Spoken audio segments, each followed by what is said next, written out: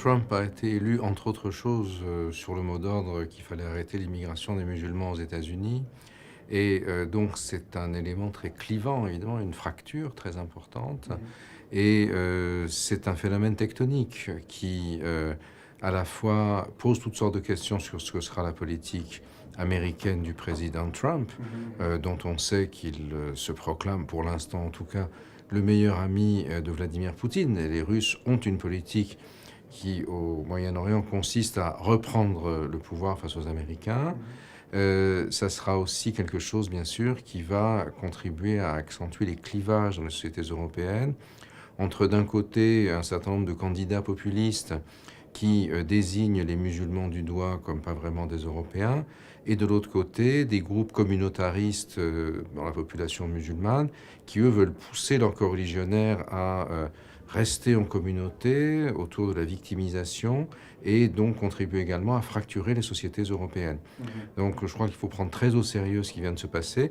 C'est aussi un désaveu énorme des élites dirigeantes qui n'ont pas vu venir le phénomène.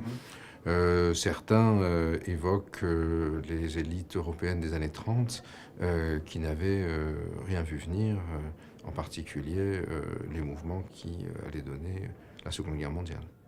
On a une crise aujourd'hui très importante en Arabie Saoudite avec le changement générationnel. Le prince Mohammed Ben Salman, le fils du roi, s'efforce de mener une politique de réforme radicale, pensant que le pays ne peut pas survivre dans la rente. Et bien sûr, ça va susciter des réactions assez fortes dans une partie de la société qui n'est pas du tout préparée à ça. L'affrontement avec l'Iran autour de la domination de la région, aujourd'hui va prendre un tour difficile. On voit quand même que l'axe russo-chiite, si j'ose dire, a remporté un certain nombre de succès. Et je crois qu'aussi un certain nombre de gens, peut-être pas les États, mais de forces dans les pétromonarchies qui avaient soutenu Daesh contre Assad, voient finalement que leur poulain leur porte pas chance.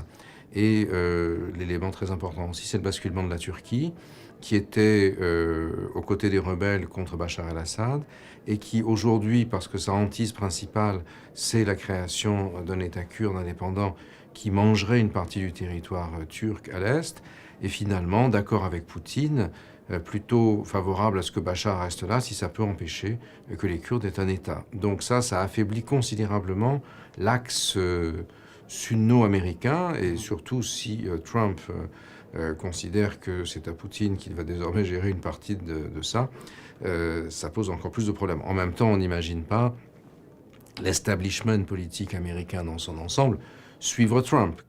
Alors quelqu'un a posé une question ce matin sur l'évolution du marché des montres de grand luxe. Je crois que Trump n'est pas le candidat des pauvres, même si c'est un populiste, c'est un multimilliardaire.